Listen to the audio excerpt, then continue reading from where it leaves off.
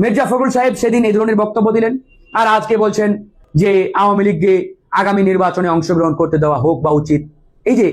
এই যে একটা বক্তব্য, এটা বাংলাদেশের জনগণের হৃদয়ে মানে একটা বড় ধরনের ছুরি মারার মতো একটা অবস্থা। যে আওয়ামী লীগ জনগণের রক্ত নিয়ে হোলি খেলেছে কিছুদিন আগে, পাখির মতো গুলি করে আমার দেশের ছাত্র জনতাকে হত্যা করেছে, এরকম একটা সংগঠন 2 মাস যেতে না যেতেই আপনি আবার কিভাবে তাকে ফিরিয়ে আনার কথা বলেন, বক্তব্য দেন। আবার আওয়ামী লীগ নিষিদ্ধের বিপক্ষে তিনি। প্রত্যেকটা বক্তব্যই ছাত্র জনতা তথা জনগণের প্রত্যাশার বাইরে। জনগণ ওনার এই বক্তব্য কখনোই মানতে পারে নাই, এখনো মানবে না। আমরা এই জন্যই বলেছি যেহেতু উনি একজন বর্ষিয়ান রাজনীতিবিদ, বাংলাদেশের এই মুহূর্তে সবচাইতে বড় একটি রাজনৈতিক দলের মানে রাজনীতির মাঠে তিনি লিড দিচ্ছেন কার্যত পক্ষে।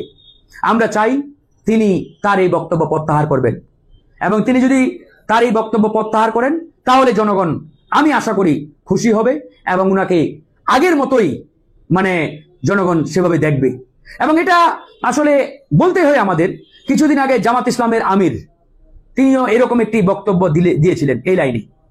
সবাই সমালোচনা করেছে, আমরাও করেছি, এমনকি বিএনপি তো উঠে পড়ে লেগেছিল জামাতকে কিভাবে একবারে মানে মাটির নিচে নামানো যায়।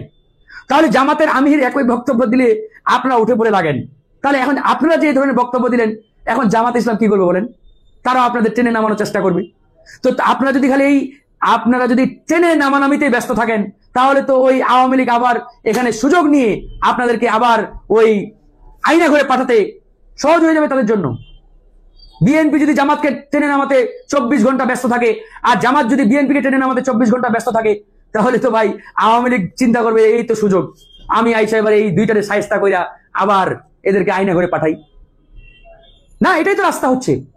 এই জন্য আমরা বলেছি এই ধরনের মন্তব্য, কথা, বক্তব্য কোনোভাবেই দেওয়া যাবে না। বারবার আমরা আহ্বান জানিয়েছি, বৈঠকগুলোতে আমরা বলি যে এমন কোন বক্তব্য, কথা আপনারা বলবেন না, আমরাও বলবো না, যাতে আমাদের এই রাজনৈতিক দলগুলোর যে একটা ঐক্য এটা নষ্ট হয়। কারণ এই রাজনৈতিক দলগুলোর ঐক্য নষ্ট হলে ওই পরাজিত শক্তি আবার আমাদের উপরে চাপিয়ে বসবে। হাসিনা পালিয়েছে, কিন্তু আওয়ামী লীগ পালিয়ে যায় নাই, মনে রাখবেন। আওয়ামী লীগের দোসররা বাংলাদেশের প্রত্যেকটি দপ্তরে, প্রত্যেকটি জায়গায় এখনো বসা আছে। স্রেফ শুধু হাসিনা পালিয়ে গেছে। ভুলে যাবেন না যে একবারে আওয়ামী লীগ নিঃশেষ হয়েছে। তাদের দোসররা, এজেন্টরা প্রত্যেকটা জায়গায়, সচিবালয় থেকে শুরু করে ইউনিয়ন পরিষদ পর্যন্ত। আর আপনারা এই ল্যাংজা ধরে টানাটানি কে কাকে ঘায়েল করতে পারেন এখনই যা শুরু করেছেন, তাহলে আপনাদের আইনাঘর আবার মানে আইনাঘরে আপনাদের জায়গা হবে, কোনো করার নাই তো। তো এই জায়গা থেকে আপনাদের অবশ্যই ফিরে আসতে হবে, এই ধরনের কোনো বক্তব্য দেওয়া যাবে না। আমি জনাব মির্জা ফখরুল ইসলাম আলমগীর সাহেবের প্রতি উদাত্ত আহ্বান জানাবো, যেহেতু আমরা দীর্ঘদিন রাজপথে একসাথে লড়াই করেছি এবং ফ্যাসিবাদ বিরোধী লড়াইয়ের একজন অংশীদার হিসাবে উনি ওনার এই বক্তব্য প্রত্যাহার করবেন বলে আমি আশা রাখি।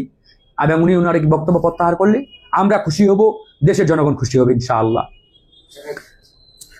আরেকটি বিষয় ইতিমধ্যে আপনারা নিয়ে আসছেন যে আমাদের ছাত্র আন্দোলনের সমন্বয়ক যে হাসনাত আব্দুল্লাহ, তিনি আজকে রাষ্ট্রপতির পদত্যাগ চেয়েছেন। তো তাকে আমি ধন্যবাদ জানাই। এই দাবিটি আমরা কিন্তু প্রায় 1.5 মাস ধরে করে আসছি, কিন্তু তারা চুপ ছিল। কেন চুপ ছিল আই ডোন্ট নো। সবার আগে এই কাজটি করা দরকার ছিল। আমরা এখনো বলছি এই সরকারের যে গঠন প্রক্রিয়া এটা আসলে ত্রুটিপূর্ণ, সঠিক পথে সঠিক রাস্তায় হয় নাই। এই জন্য আজকে পদে পদে আমরা বাধার সম্মুখীন হচ্ছি, নানাবিধ সমস্যার সম্মুখীন হচ্ছি। সেদিন যদি ডক্টর মোহাম্মদ ইউনূসকে রাষ্ট্রপতি ঘোষণা করে ওই চপ্পুকে গ্রেপ্তার করা হতো, তাহলে আজকের এই বাংলাদেশে এই যে নানান প্রবলেম ফেস করছি আমরা, নানান সমস্যা আমাদের সামনে দাঁড়াচ্ছে, এই সমস্যাগুলো হতো না।